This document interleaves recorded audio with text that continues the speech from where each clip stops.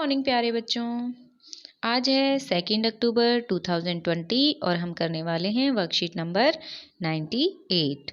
ये वर्कशीट है क्लास 4 के लिए, सब्जेक्ट है हिंदी। और बच्चों आज हम करेंगे मन के भोले भाले बादल, जो हमने पोएम पढ़ी थी उसकी रिवीजन यानी पुनरावृत्ति। चलिए शुरू करते हैं। प्यारे बच्चों, आपने पाठ में पर्यायवाची शब्दों के बारे में पढ़ा था। आज हम इन शब्दों का कुछ और अभ्यास करेंगे। तो बच्चों हमने पर्यायवाची शब्द सीखे थे ना इससे पहले की वर्कशीट्स में कि पर्यायवाची शब्द किसको कहते हैं। तो बच्चों याद करिए और मेरे साथ ध्यान से बताइए कि पर्यायवाची शब्द कौन से होते हैं। ऐसे शब्द जिन शब्दों का एक ही अर्थ निकलता है उन्हें पर्यायवाची शब्द बोलते हैं। जैसे हमने सीखा था पेड़ का पर्यायवाची शब्द। तो बच्चों हमने सीखा था पेड़ का पर्यायवाची शब्द क्या क्या सीखा था। तरु, पादप, वृक्ष, है ना। तरु, पादप और वृक्ष। तो बच्चों इन तीनों शब्दों का ही क्या अर्थ निकलता है, क्या मतलब होता है पेड़। इसी तरीके से हमने सीखा था पानी के लिए, पानी का जल, नीर, वारी, है ना। इन सारे शब्दों का मतलब क्या होता है पानी। तो बच्चों ये इस तरीके से पर्यायवाची शब्द होते हैं जिनको लिखने में तो अलग अलग लिखा जाता है लेकिन उनका मतलब जो होता है, उनका अर्थ जो होता है वो एक ही होता है। तो यहाँ पर हमारा पहला प्रश्न है, मन के भोले भाले बादल कविता के आकार को कविता में बादल के आकार को किस किस के समान बताया गया है। तो बच्चों हमने पोएम पढ़ी थी कि उसमें बादलों को कैसा कैसा बताया गया है। याद करके बताएंगे जरा सभी बच्चे। बादलों को परियों के पंखों जैसा, ऊंटों के कुबड़ जैसा, जोकर के तोंद जैसा, हाथी के सूंड जैसा बताया गया है। यहाँ पर आप याद करके लिख लेंगे कि पोएम में हमें बादलों को किस किस के जैसा बताया गया है। यहाँ पर आप 4 ऑप्शन लिख लेंगे। अगला प्रश्न बच्चों, बादलों को तूफानी क्यों कहा गया है। बादलों को तूफानी क्यों कहा गया है। तो यहाँ पर बच्चों बताएं आप सभी, बादलों को तूफानी क्यों कहा गया है। क्योंकि बादल अपने साथ तेज आंधी और बारिश लेकर आते हैं। क्योंकि बादल अपने साथ तेज आंधी और बारिश लाते हैं, इसलिए बादलों को तूफानी कहा गया है। तो बच्चों यहाँ पर आप इस लाइन को ऐसे लिख लेंगे कि बादल अपने साथ तेज आंधी और बारिश लेकर आते हैं, इसलिए उन्हें तूफानी कहा गया है। आगे प्रश्न है बच्चों, बादलों से ढोलक बजने की आवाजें कैसे आती होंगी। बच्चों जब बारिश आती है तब आपने देखा है ना, बहुत तेज बिजली चमकती है, बादल गरजते हैं, बहुत तेज शोर सुनाई देता है एक, है ना। तो उसी को यहाँ पर पोयम में क्या कहा गया है, ढोलक बजने जैसी आवाजें कहा गया है। तो हम यहाँ पर अपना आंसर करेंगे कि बादलों से ढोलक बजने की आवाजें कैसी आती हैं, जब बिजली चमकती है और बादल गरजते हैं, गड़गड़ाते हैं आपस में, तो हमें ढोलक बजने जैसी आवाजें आती हैं। जब बिजली गरजती है जब बिजली चमकती है और बादल गरजते हैं, जब बिजली चमकती है और बादल गरजते हैं तो हमें ढोलक बजने जैसी आवाजें आती हैं। आगे दिया है बच्चों, अगला है प्रश्न नंबर 4। नीचे दिए गए शब्द समूह में उस शब्द पर गोला बनाइए जो सामने वाले शब्द का पर्यायवाची है। बच्चों यहाँ पर हमें पर्यायवाची शब्द ढूंढने हैं और फिर उन पे सर्कल करना है। यहाँ आप देख रहे हैं ये है बच्चों, पहला दिया गया है हमें हवा। हवा का पर्यायवाची शब्द जो है हमें उस पर गोला लगाना है। यहाँ देख रहे हैं ना, यहाँ लिखा है जल, पानी और पवन। जल, पानी और पवन। तो बच्चों इनमें से पर्यायवाची शब्द क्या है, जल और पानी तो नहीं है ना, जल और पानी तो नहीं है, पानी के पर्यायवाची शब्द नहीं है। तो यहाँ पर हवा का पर्यायवाची क्या है, पवन। हवा का पर्यायवाची पवन। आगे लिखा है संसार। जग, वृक्ष और गगन। वृक्ष क्या होता है, पेड़, और गगन मतलब आसमान। तो यहाँ पर संसार का पर्यायवाची शब्द क्या है, जग। जग। आगे लिखा है शेर और सामने हमें शब्द दिए हैं वानर, मृग, वनराज। वानर क्या होता है, वानर होता है बच्चों बंदर को हम वानर बोलते हैं, है ना। बंदर को हम वानर बोलते हैं। और मृग होता है हिरण, मृग होता है हिरण। और वनराज, तो यहाँ पर शेर का पर्यायवाची शब्द क्या हो जाएगा, शेर का पर्यायवाची शब्द हो जाएगा वनराज। शेर का पर्यायवाची शब्द वनराज। आगे है औरत। महिला, पत्नी, माता। तो औरत का पर्यायवाची क्या हो जाएगा? महिला।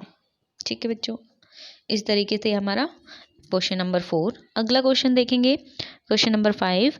बच्चों, पिछली कार्यपत्रिका में आपने यह भी जाना कि किसी व्यक्ति, वस्तु, स्थान या भाव के नाम को हम संज्ञा कहते हैं। शब्द जाल में छिपे हुए संज्ञा शब्दों को ढूंढकर उन्हें तालिका में लिखिए और अपने इन शब्दों को अपने वाक्यों में प्रयोग कीजिए। तो बच्चों यहाँ पर हम देख रहे हैं, यहाँ पर हमें एक ये बना हुआ दिखाई दे रहा है ना, ग्रिड बना हुआ दिखाई दे रहा है। इसमें से हमें शब्दों को छांटकर यहाँ पर लिखना है। शब्द जाल में कुछ शब्द छिपे हुए हैं, तो हमें यहाँ पर इनको ढूंढना है। जैसे यहाँ पर पहला शब्द आपको करके दे रखा है ढोलक, तो हम यहाँ पर और ढूंढेंगे। ठीक है, संज्ञा शब्द हमें ढूंढने हैं। जैसे यहाँ पर दिया गया है छत, आसमान, नदी, है ना। इस तरीके से यहाँ पर ढोलक तो हमें बता ही दिया है पहले से ही, बादल, है ना। इस तरीके से आपको इसमें बहुत सारे शब्द मिलेंगे, उनको आप ढूंढ के लिखिए। यहाँ पर है हंसी, है ना, और ये है फल, फल। इस तरीके से आप यहाँ शब्दों को ढूंढकर सामने ब्रैकेट में लिख लेंगे। इधर इन शब्दों को ढूंढ के आप यहाँ पर लिखेंगे और उसके बाद वाक्यों में प्रयोग करेंगे। जैसे हमने यहाँ पर ढूंढा था फल, नदी, यहाँ शब्द लिख लेंगे और इनके वाक्य बनाएंगे। वाक्य कैसे? जैसे यहाँ लिखा है ढोलक, तो हम यहाँ पे लिख लेंगे राम ढोलक बजाता है।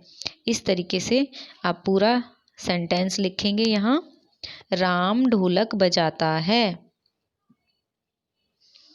आगे यहाँ पे फल, नदी, आसमान, उनको वाक्य में प्रयोग करके लिखेंगे अपनी एक लाइन बना के। जैसे फल, मुझे फल खाना बहुत अच्छा लगता है, सेब मेरा मनपसंद फल है। इस तरीके से आप उन शब्दों को वाक्यों में प्रयोग करके यहाँ पर लिखेंगे। ये सभी बच्चों को करना है। और बच्चों, इसमें आपको जितने ज़्यादा शब्द मिलते हैं आप उनको ढूंढ के लिखिए। अगर कोई यहाँ पर रह गया है तो उनको भी आप अपनी कॉपी में लिख लेंगे।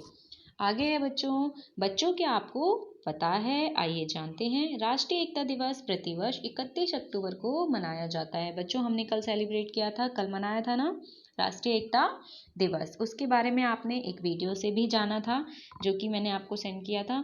उसमें आपने अच्छे से इसको समझा था कि राष्ट्रीय एकता दिवस हम क्यों मनाते हैं।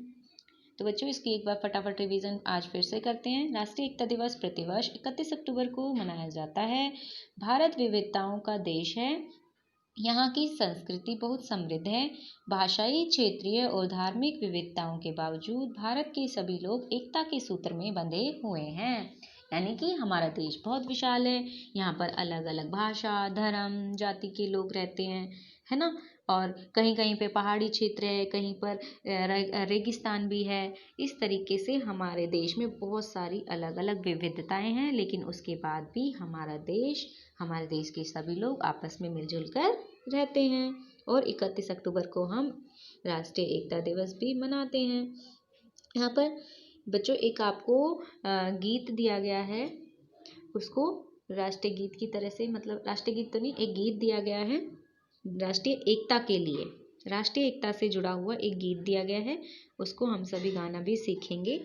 हिंद देश के निवासी सभी जन एक हैं, रंग रूप भेष भाषा चाहे अनेक हैं, चाहे अनेक हैं।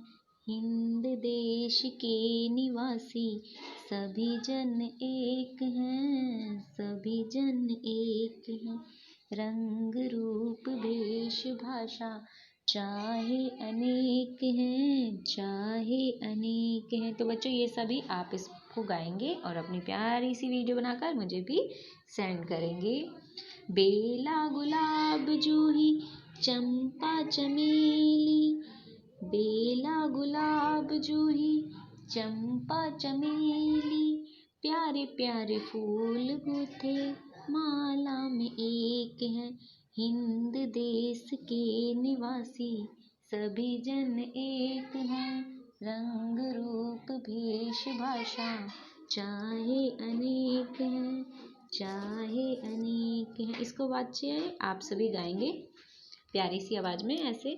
आगे हम देखते हैं, यहाँ पर दिया गया है सुझाव जो कि पेरेंट्स के लिए है, आपके मम्मी पापा के लिए। बच्चों को बताएं कि राष्ट्रीय एकता दिवस सरदार वल्लभ भाई पटेल की जयंती पर मनाया जाता है, जो कि हमने कल यानी 31 अक्टूबर को मनाया, क्योंकि सरदार वल्लभ भाई पटेल जी का जन्मदिन होता है। वे भारत के पहले प्रथम उप प्रधानमंत्री थे। उन्हें लौह पुरुष के नाम से भी जाना जाता है। स्वतंत्रता के पश्चात 562 देसी रियासतों के एकीकरण का श्रेय उनको जाता है। तो बच्चों, ये है आपकी आज की वर्कशीट। सभी बच्चे इसे कंप्लीट करके अपने व्हाट्सएप ग्रुप में ज़रूर सेंड करें और हाथ धोते रहें साबुन पानी से, मास्क का प्रयोग करें और सेफ रहें। Thank you.